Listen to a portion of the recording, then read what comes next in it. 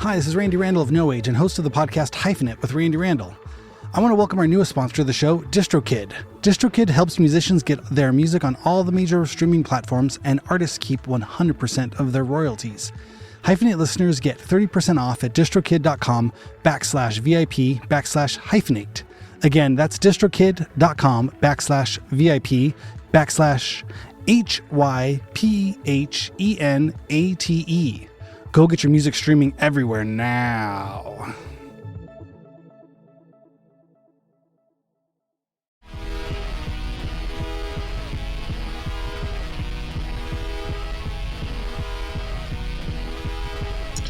Aaron Farley, how you doing, my friend? Happy New Year. Good, Randy. How are you? Good. Happy New Year. Coming in hot. I know. January. A lot of intensity. I'm feeling a lot of intensity in my voice. You can hear. Intense January feelings. Oh my gosh. I'm steaming my glasses up while I get to my glasses off. I'm starting to fog up. It's too hot down there. Yeah, too hot. Yeah. Yeah, how was your break? Yeah, it was good. We went out of town for a couple days, but mostly we stayed up in the mountains. Nice. And yeah, our daughter she's on the soccer team for the high school, and they have practice every day during break. Oh so my we God. had to stick around. That is serious. Practice 8 to 10 every day. Yeah. So kind of leaves us here, but it's good. We got our first snow a couple days ago, and so it finally kind of feels like winter up here. But that's nice. We don't get that down here in LA. No. It's so I think it got down to 50 degrees. We're getting let's put a fire in the fireplace. Yeah, you guys get to see a little bit of you get to see the snow on the mountaintops, and that's how you know. Right. Yeah. There's far away. Going on. We tried last year. We tried getting up. We had snow pretty low in the foothills. Yeah. And we tried going up there, but they just closed off all the roads because nobody's ready for it. Yeah. Yeah. So they're like, it's just closed. We don't want a bunch of yahoos sliding around off the little foothill mountains here. Yeah, that's the unfortunate thing, is that because there's such little snow or it happens so infrequently, that they don't have a place for people to go. So you're outside of a city that has 7 million people or whatever. Oh my God, yeah. And there's 4 roads total to get to snow. And they haven't figured, we should do like a snow play area up off the 2 somewhere and make a big parking lot, and that's just the spot. And because it's, I don't know, because that happens with us up here, is that you go skiing or something, and then it takes 2 hours because there's so many people on the roads that are pulled over on the side. Oh, right. And making snowmen or whatever. And I'm like, you're on a highway. It'd be like if we just pulled over off the side of the freeway. You're gonna get killed. Let's play. Let's ride our sleds into the freeway. Oh my God. Or just walking across the road like there's no cars. And I'm like, this is just a 55-mile-an-hour freeway. This is not like a sledding road. And so then, because we're not, because we're only like 35 minutes from Snow Valley, but yeah, when there's and it's not just traffic from people going up; it's literally people stopping in the pull out areas, like the emergency areas, and then just packing up on the side of the road, and then they just leave their sleds there too, so that it's just trash. There's just trash everywhere. It's like broken sleds, and it's just like garbage. People just open up their cars, do a whole barbecue, the sleds, and then they just leave everything. Oh, I shouldn't laugh. That's amazing. I think it's an interesting topic. I almost feel like there could be a very in-depth sort of LA Times sort of article or something about this. But what is the Southern California relationship with snow? Like, what do we do well? What do we not do well with snow? Because we don't do anything well. it's more or less, well, sure, there's too many people, right? But it's that feeling of like, it's more or less an anomaly in Southern California. However, it happens every year, and that's always Yeah. the one the kind of the cheesy cliche selling points is you could go surfing in the morning and snowboarding at night, or vice Yeah. versa, whatever, Yeah. But that Southern California, specifically Los Angeles, has this kind of like, desert, beach, snow, mountains. There's so Yeah. many topographies and environments all within a 2-hour drive. But And it's like two we little don't really dinky roads, or three. that service the snow Yeah. zones. I Yeah, mean, you would think especially somebody would. by Right. you guys, because the 2 is the only one going up, and it's like a little 2-lane road. Oh yeah, And they then, redid it a couple of years back. They paved yeah, it, which was nice.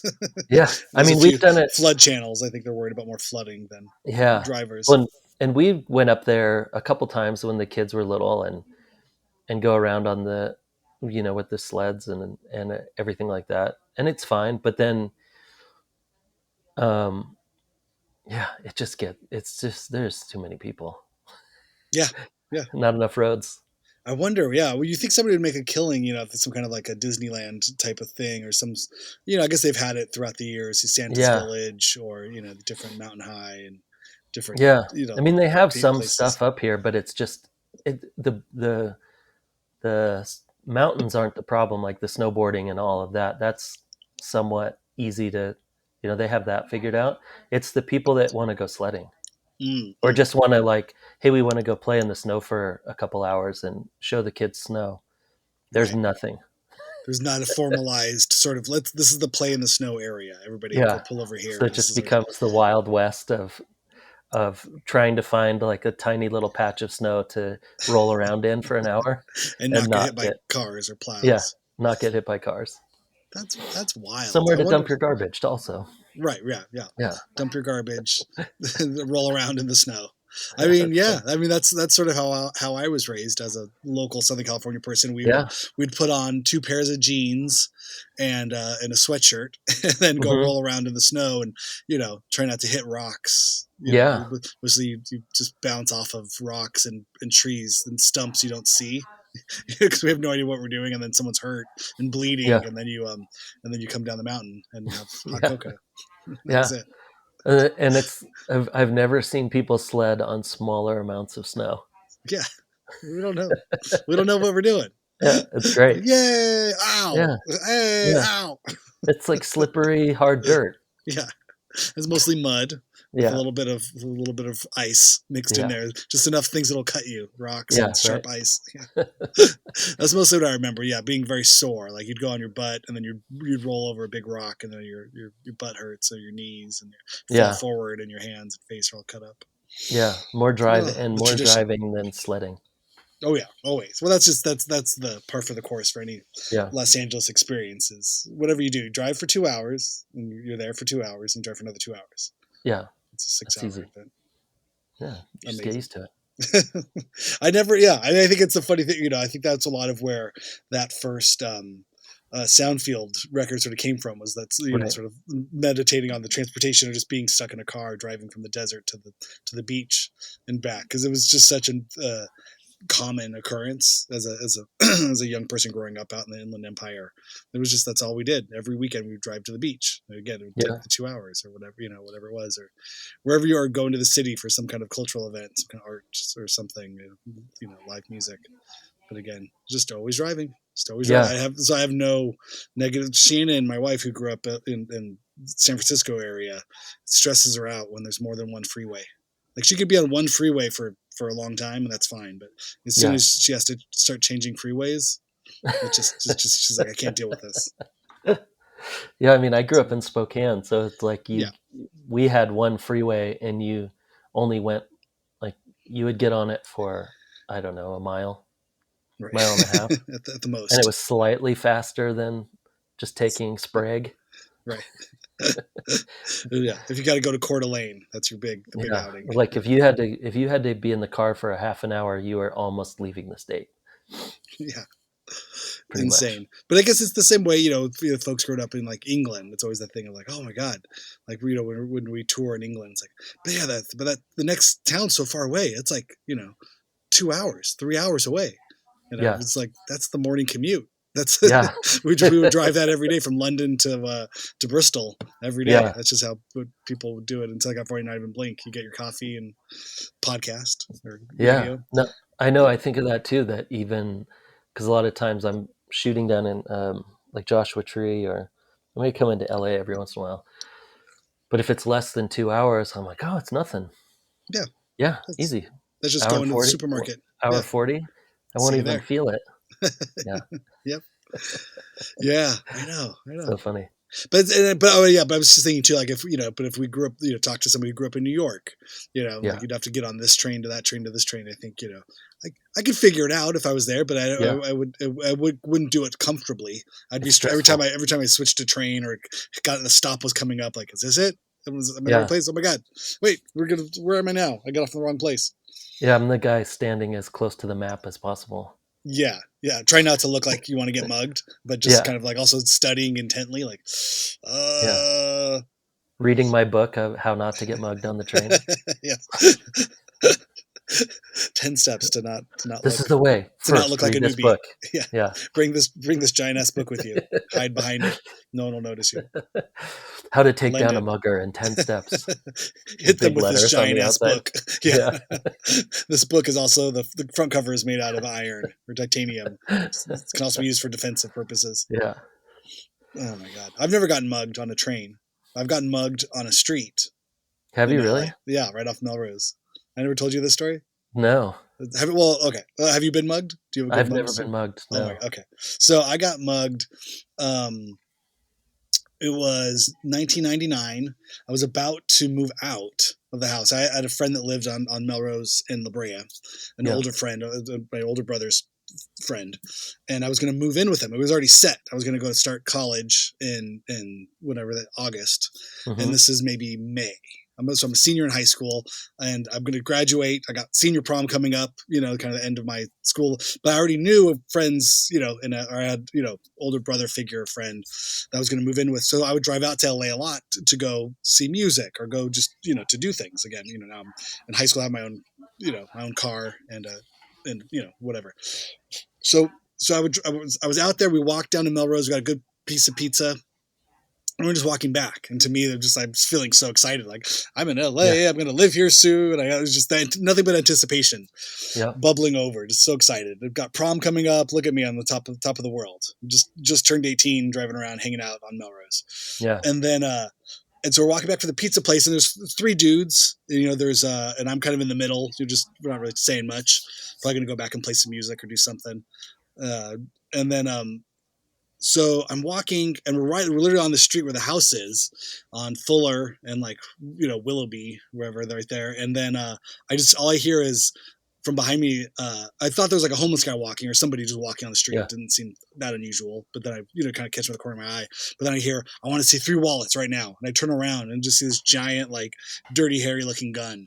I don't know. In my mind, that's how I remember it. Just like the barrel of the gun looked as big as like a trash can in front of my face. I was like, oh god. And so without thinking, I just grabbed my wallet out of my pants. But the thing was, I was kind of a precocious kid. We were all kind of punk and weird and funny. I had a children's plastic Mickey Mouse wallet.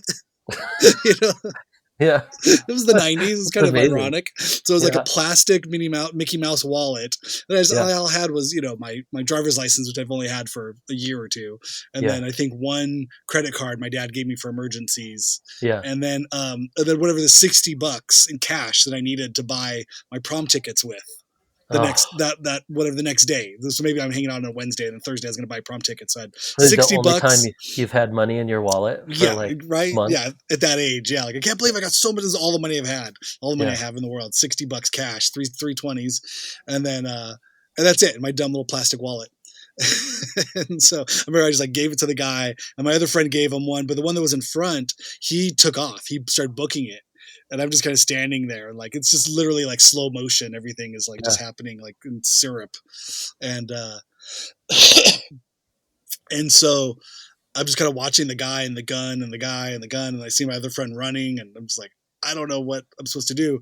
And then eventually the guy just says, "Get out of here!" And so we run towards the house, and he runs the other way. thank goodness he didn't follow us to the house or whatever, but the guy, I Yeah. just remember, he had like a black beanie and a big black beard, kind of, just around his face, and all black clothes on. And so that was, and then so me and the other buddy who were walking, we ran, and then we kind of were like, what the fuck? Why'd you run? The guy had a gun. Like, and he said he was the guy that lived at the house, and he had all of his rent money, so he had a couple $100, whatever. So he's like, I couldn't lose it. I couldn't pay rent if I got mugged. And he was far enough away. He's like, fuck it, I could run. And like, in that situation, is that person really going to shoot you for running? You know what I mean? Right? Like, yeah. in Who the fuck hindsight, knows? Who the fuck knows? Right? is probably like, yeah, that's scary. It was insane. I've never had a gun pointed at me. Oh my god! But then there's a prologue to it, okay. Or was that right? Or afterlog? I don't know what kind of log. Yeah, prologue comes before. Anyway, so afterwards, so we go, and then I'm just like freaked out. I'm like, well, I'm certainly not going to tell my parents. Like that, they're not going to let me move out. Like, like I had some kind of say in it, or they had to say in it at that point. But so I was like, all right, well, it's fine. This just happened. Never going to talk about it again.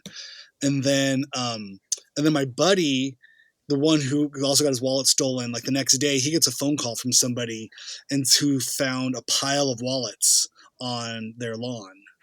And so they're just going through, somehow my buddy had his phone number in there. There's no cell phones, but he had somehow there was something identifying him, and he had a phone number in there. So this guy who probably found like 20 wallets on his lawn the next morning, he goes out to check his mail. What's this pile of wallets doing here? The guy must have dumped them. And so this person just is trying to call people to identify the wallet. So my buddy went down, picked up his wallet and my wallet. So I got my ID back. Oh, he didn't take your ID? He didn't take my ID, which is great. Oh, that's amazing. I got my dumb little wallet back. And so, but the credit card was gone. The $60 was gone. So I'd canceled the credit card anyway that night. My buddies knew enough to tell me how to do that. And then, so it was fine. I was like, oh, okay, cool. That's at least I got my license back. And then, a week goes by, maybe a month goes by, and I'm still on track. Like somehow I get more money to get the prom tickets, whatever. Life's still going forward. And I come home from school, and my mom goes, "Son, where were you the evening of May something or whatever, whatever the day was?" I was like, "Yeah, I don't know what you're talking about, Mom." It's like, "Oh, well, I just got a call from a detective." I was like, "Oh no!" The detective called the house and was looking for me, but my dad and I have the same name. He's also Randy Randall. So the cops were, Ellie, like, oh, this is LAPD, detective, blah, blah, blah. I'm looking for Randy Randall. My mom instantly thinks my dad's in trouble or dead or did something wrong. And she's like concerned. And then like, wait, not that Randy Randall? Like, oh no, my son Randy Randall? That's even worse. They like double down. Like, why is this cop or the LAPD looking for my son now? And they explained that I was part of a robbery and everything. And she was mad. And she's like, why didn't you tell me? And I was like, I don't want you to be scared. I don't want this. Now you're scared and you're nervous and you're yelling at me. I'm trying to avoid this. So anyway, they caught the guy. And so, but he didn't. So, and I had to go down and I do an identity, like on those lineup things, but they just do it on a piece of paper where they take photos. But it was like, everybody else's photo was like printed on photo paper, and one of them was cut out of a Polaroid. Yeah.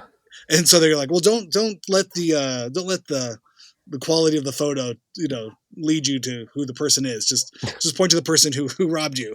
And it's like, well, it looks more like the guy who's in the Polaroid than anyone else. Yeah. And so that's how I identified him in a lineup. And then he went to trial, and now it's like 2 years later.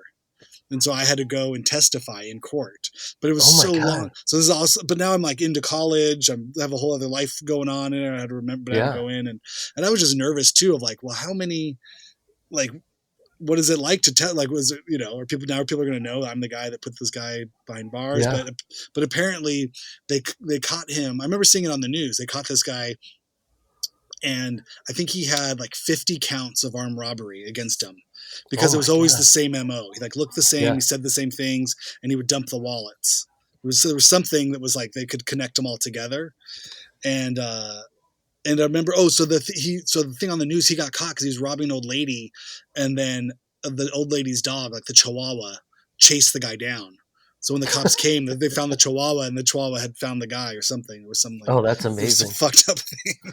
Chihuahua's not scared. Chihuahua doesn't go fuck. It was Yeah. it was really nuts. But that's really the How only did they time. get your information? The cops? Yeah. It's a good question. I don't know. I don't think maybe we called the police after it happened, or my buddy called, Oh, or okay. somehow, or maybe the guy that found all the wallets called the police. I don't know. There was somehow I was put on the He's big had list. he said what the IDs were in the wallets or something. Maybe, yeah. There was Because that somehow guy it didn't was want to have a included. pile of people's IDs sitting in his house. Yeah, like Why this is didn't you not. call the cops? Yeah, somehow I didn't I got didn't steal reported. them. Yeah, it was Yeah. not me. I didn't do it. Yeah, it wasn't me. Are you sure it wasn't you? You sure? I'd like Shit. to talk to you about it. I am sure, but I can see how you wouldn't be sure. But yeah, that That's was crazy. wild. But I ended up moving out to that same place, and everything was fine. But I'll always remember that kind of feeling. And then, but just seeing how the court process worked was just felt so fucked up too. But like, what do you remember? From your 18-year-old Yeah. kid. What do you remember from 2 years ago? Now I'm 20 years old. Yeah. And I was like, I don't remember anything from last week. Like I'm fried. I don't know what's going on. Like, Sir, I don't know where I am right now. whatever your memories are going to put this person away in jail for a long time. And at that Yeah. point, the guy looks different. The whole thing, we're in court versus, highly adrenaline fueled, like fear moment to then have to recall that back. And then you kind of wonder, like, am I putting this memory together? Like, I could see how like the whole system is flawed or can be flawed or can be put against people, but at the same time, I had a gun in my face. So that wasn't cool. That's not cool. But it's probably jail worthy incident, putting a gun in someone's face. Yeah. But also that it's crazy that it took 2 years, which means that he was just sitting in jail probably for 2 years until the trial happened. I think so. I'm sure he's not posting bail, or they're not allowing bail for armed robberies. I have no idea. But it's really, it's one of those things too, where you hear stories now about, how crazy and lawless California is or this or that. And just like, I don't know, man. The whole thing's fucked, and it's hard to figure out. I don't think it's not like there's one perfect way to do this thing. It seems like if anything is rife with problems, it'd be like jail, incarceration, policing. Yes. This whole thing is like, you I think I was raised in a very like white middle class sort of world where it was like, there's the law helps, it's like a finite thing. It's like like laws of gravity or something. Yeah, like it's just always been there. Yeah. And then you don't realize when you grow up in those situations, you're like, oh, the law was actually made so I could be in this situation, in this middle class situation. Like the law is actually made for me, right? But it's not made for a lot of other people. Yeah. And the reason that I'm in this situation is because the laws are made for my situation, and then these other people, it's made to keep the other people away from your situation, so you can do better. Right. Well, and there's also the idea of what a law that might be made or written, and then how it's enforced. You know what I mean, or how it's actually enacted, and what the actual operations of the day to day kind of going on, which obviously like these laws make sense under the best if everybody's living in their best circumstances, then yes, sure. Or on paper, it sounds one way to one culture but then in action, it's a very different kind of scenario that's used. That law is just the blanket that they need in order to do whatever the fuck they want. It gives them permission to do X, Y, Z in the field of stuff. Yeah.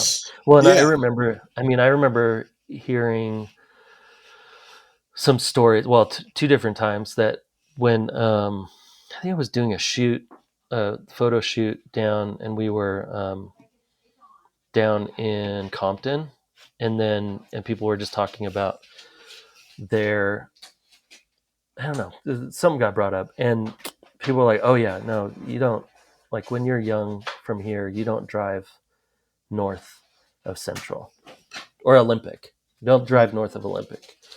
Like, what do you mean you don't drive north of Olympic? Well, that was the line. I think it was Olympic. That was the line that the police would basically drive up and down Olympic. And if you were driving and you looked quote unquote suspicious, which really meant black or Mexican, and you went across Olympic, that like straight across, because that's where the nicer neighborhoods start above Olympic, you get pulled over no matter what. If you had a So nice fucked up. car, you'd get pulled over because you looked like you had too nice of a car. Yeah. And if you had a crappy car, it would be like, what are you doing here?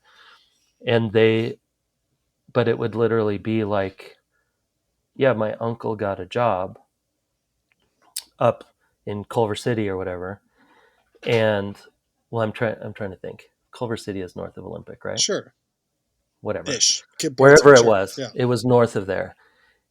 And first day going to work, gets pulled over, gets a ticket, blah blah blah blah blah. What are you doing here?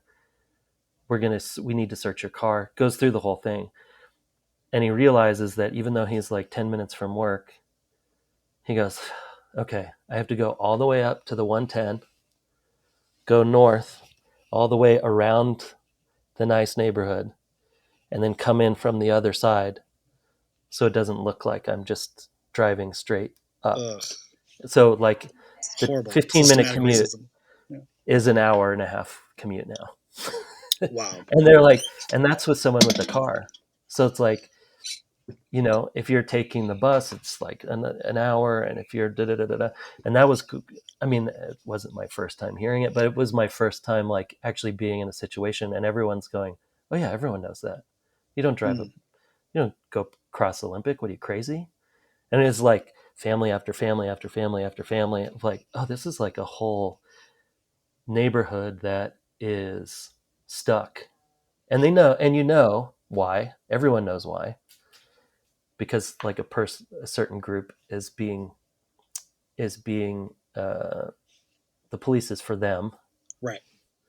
And that and then the other one was when we were in Altadena, and it was during all the like 2020, all the George Floyd marches and everything, and people getting up and talking, because Altadena is traditionally um, a black neighborhood for years, and people going, oh my god, yeah, when we grew up here, we used to, like, I'd be walking with my friends in like the 80s and 90s, and the police would just pull over, search us, put us in the car, drive us up into the woods up above Altadena to like the What the campsites, fuck? drop them off at night, and make them walk home. And everyone was like, oh Horrific. yeah, no, it happened to me like 3 or 4 times, I don't know, as a kid. And I was like, oh my, wait, you're talking like this is just normal? And then everyone's like, well, yeah, I mean, everybody knew this is because it's also sheriffs up there. It wasn't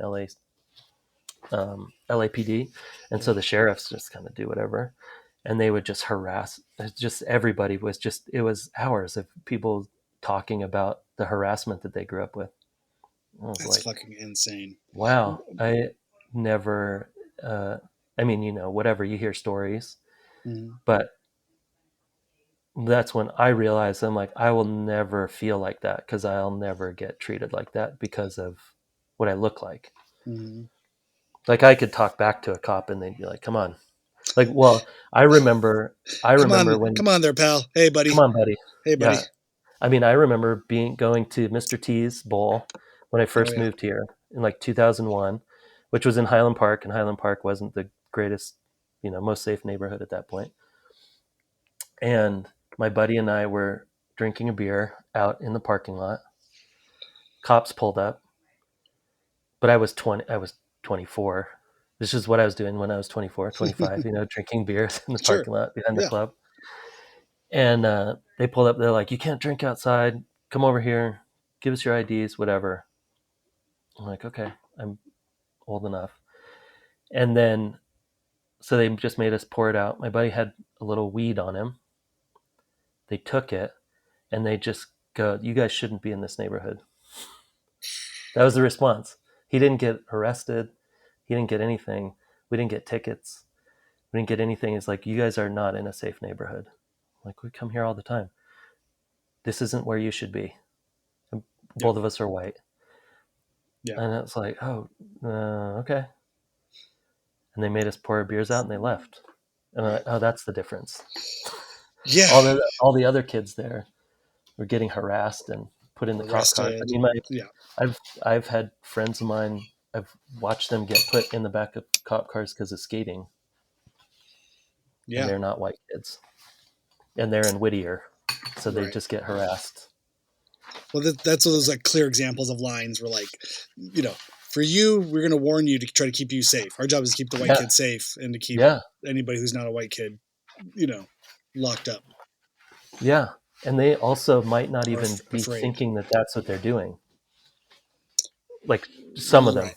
you know, to be like, Well, yeah. it just seems like this is not a situation that should be happening. And when you're really going like, no, you're actually being really racist.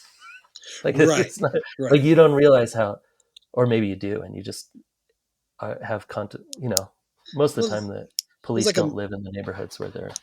Sure. Yeah. But it's that thing. It's a macro view versus kind of a daily view, which I can understand. You know, where you just look the big on the wide scale things, it's systematic racism. On the day to day things, this is a cop trying to keep people from getting robbed. You know. Yeah. And, you know, Or both can be correct or both can be accurate at the same time. You know what I mean? Yeah. But there's more, but it's also that feeling too. Like, I think, you know, this is wildly off topic. I mean, we you know, I said topics? I mean, you know, it'd be fun to talk about Zach's thing for a little while, but we'll get there. But it was this is on the road to Guar. This was just wait. It'll all be put together. We will get there. But yeah, I mean, I don't know. I don't even know where I'm trying to go with it. I just think yeah, I don't know. I lost it. I was gonna go with some you know, just in the sense that it's I don't know. It's the daily experiences of somebody. You know, you're never really able to know what it is. The thing that made me sound, you know, when you were talking about the police harassment, it almost sounds like the opposite way of like where I remember being robbed, you know, by a criminal, and it's like, but imagine as afraid as I was of the criminal, like you'd be afraid of the police in the same sort of way, you know. And it's just, hold on 1 second. Oh, sure. Yeah. Wow. This was really enlightening topic. I don't know. I always get nervous, I think, in these situations where I just feel like I would just say I get nervous in these situations where I feel like, am I smart enough to talk about this stuff? Am I like I can talk from a daily experience. I can regurgitate talking points that I've heard other smarter people say and try to pawn it off like it's coming from my point of view, but it definitely there's that. I think there's that feeling. There's more of an emotional response that I can kind of speak from an emotional response of like, that makes me feel sick. That makes me feel horrified. That, you know, I mean, this types of this systematic racism, and then to know that, you know, that you're by proxy. Or not even by proxy, but you were you know, just benefiting from it, you know, as a middle class white person, that it's just he's like, yeah, this is all set up for you, buddy. And you're like, I don't want this to be set up. I never asked for this. And like, yeah, but that's not how it works. You're going to benefit from it anyway, and that's just kind of how life works in general. Like, and you go back and you look through all the different times in your life and bad decisions, mistakes you made as a young person, and you realize, oh, if I was a different race or born in a different part of the country or city and a different person, those are the mistakes that would just ruin my life forever. Well, and not even looking at it like oh, I feel bad because I benefited, but more also of like, look how, like, what other people don't get the benefits of the benefit of the doubt, you know, to where it's like one or two things that do happen or that you get let off and you're like, well, of course I was a kid. Like, just like everybody else is a kid, they should be like, there should be a lot of benefit of the doubt when you're growing up. I mean, especially now, like now I'm going through, you know, teaching and seeing what kids go through in classes in middle school and like the different family dynamics that everybody is like. I'm like, there's so many kids. I'm like, I can't even believe you're showing up to school. You know, it's like all when you hear all the stuff that a lot of the kids are going through, and this is just like middle class, whatever, you know, and family stuff and violence and moving around everywhere and all of these things of like, how are we not giving all of these people like the benefit of the doubt?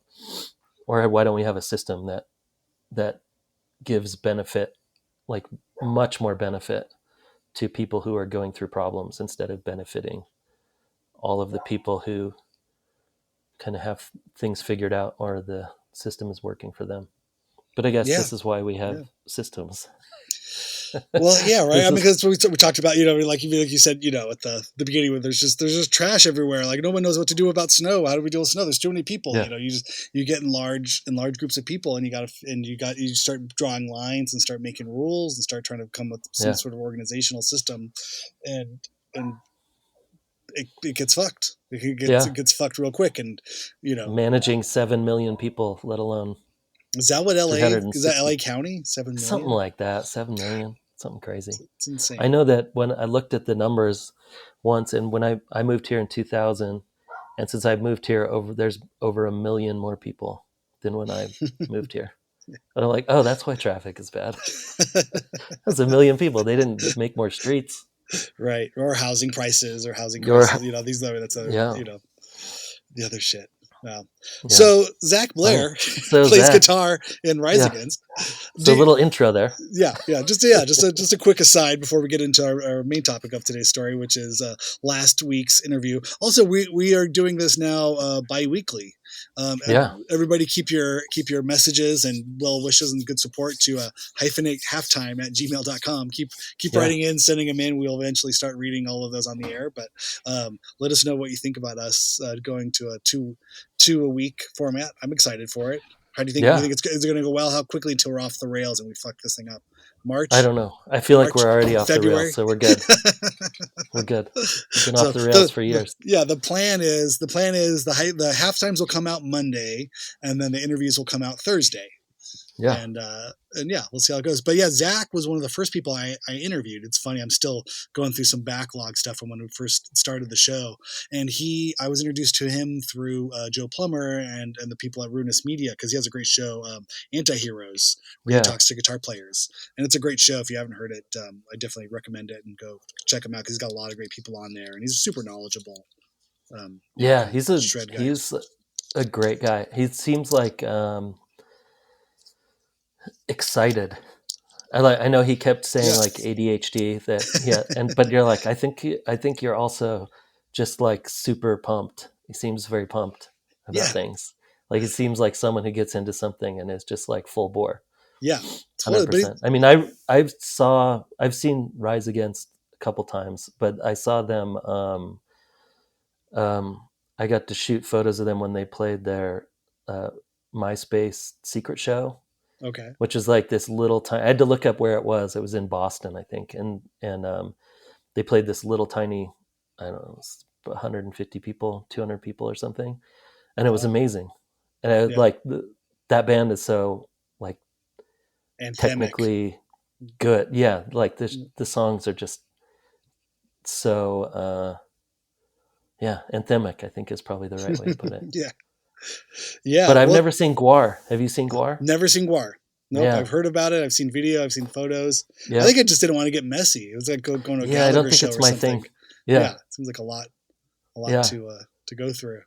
But I loved listening to those, like listening to the. I mean, I actually didn't even know how Guar worked. I didn't know if it was kind of like a Blue Man Group thing, where there's different people in the, like whoever can show up, and there was, I knew that there was the main guy, the main songwriter, but so it's interesting to hear his stories. It just like that just seems like hell playing in those suits. Oh, God, it does not seem fun. I think that's why he's so excited now. He gets to make a living playing guitar, not inside of a 60-pound like foam sweat sock. Oh, just so horrible. I'd be so pumped, like, this is great. I get to run around in t-shirts and jeans. This is fucking awesome. I love it. It's so light up here. Yeah, there's a really great guy. That Hagfish too. Him, and then like with his brother, and I don't know. I love hearing those. Isn't this the second person who had a brother band that you've I feel like there was someone else. It was bringing up a brother band. His brother. I'm trying to think. I'll have to look it up. I can't remember. I should have looked at my notes. It's not coming to mind. Yeah, I mean, I have Bjorn Copeland from Black Dice, who's in the band Black Dice with his brother Eric Copeland. I was almost thinking if we should. So next week's episode will be Zach's brother Donnie. I figured that'd be a fun way to kick off the new year with the brothers. And Donnie plays in bass in the band The Toadies. But I loved, Zach really talked about his brother a lot. You know, I think that was really a big part of their thing. I think that sort of was their support system and kind of coping mechanism was, you know, the brothers playing music. Yeah. And really just in earnest, you know, going from Hagfish to the next band and just like staying committed. You know, I think that sounded like that Hagfish experience could have just been the end of the road for him. Like, cool, we like blew up in our early 20s, had all this great exposure, and then just got fucked over and it was gone. Yeah, and I think most people, I don't know. I was talking to a painter, this artist who I was shooting some of their stuff yesterday, and we were actually talking about a similar thing in art or any creative field that people have their, like, you'd be kind of lucky or fortunate to like get a moment. You have your moment. Mm-hmm. And then after that is really the tough part of like, okay, how do I like keep this going or capitalize on it? Because everyone's moment goes up and then goes down for a bit. And then you kind of like figure out this, like, what's the wave that are you going to stay on the wave? Or it's like, you know what, that's fine. I'm good. I had it. This was fun, but I'm going to go like to law school or whatever. And it was interesting that's like a creative, in all creative fields, that's kind of a thing. Like everybody, if they're in it long enough, it's like, oh, here's one high moment where even if you're like a grip or something, like, oh my God, I got to work with this, with Francis Ford Coppola, or, you know, whatever, like this was my moment. And then you're back on like Nike commercials or whatever, if you're lucky. Yeah, I was gonna say, like, that doesn't sound too bad. Or you're doing, or you're out of work for 5 years. Yeah. Or you're doing like local mini documentaries for the local plumbing company or something. Yeah. But it's interesting to hear those stories of like, oh yeah, we were on tour and and then instead of crashing, I was like, well, I love doing it, so I started like, I mean, you really heard him talk about trying out for Guar and saying like, well, then I learned some deep cut songs that they didn't ask me to learn, and then like showing that you really want to do this and not being like, oh, this is my, or even talking about him taking equipment in and out for Guar. I'm like, yeah, no, we were our own roadies and we had one tech and like, it was a very small group and like everybody is working as hard as everyone else. And there's like, it's a job. Yeah. Yeah. But you realize, it's just that much dedication, you know, and that much, you know, commitment to your craft and what you're doing. It's just, it can pay off. You know what I mean? And I think that the idea of that moment sort of thing is interesting because you realize how much in any field you're in, but how much of it is just out of your control. You know what I mean? You can get on a roll or get discovered or get championed by somebody with a bigger voice and they can kind of catapult you into some sort of spotlight. But the goal, I don't think, is ever to, you know, it's to hold that spotlight as long as you can, I guess would be the goal. But you realize so much of it is out of your control.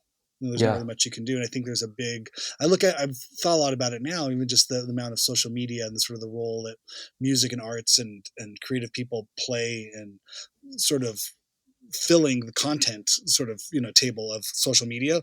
But it's not just about making the content. It's also about being your own marketer and your own PR person. And you're expected to kind of just know how to do all that stuff. And that's a big job. And it's huge. And it's just something we never really, you know, our generation didn't really come up with as a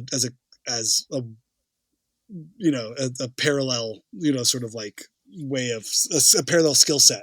Like you got to be good at your craft and your art, and you also have to be good at marketing yourself. There was always a little bit of that kind of in a DIY sort of way, make stickers and print T-shirts and flyers and tell your buddies about the show. Yeah. But then at the end of the day, you were playing music or making art or shooting photos. That was your main goal. You didn't see them as equally holding as much weight or attention or time, your time commitment.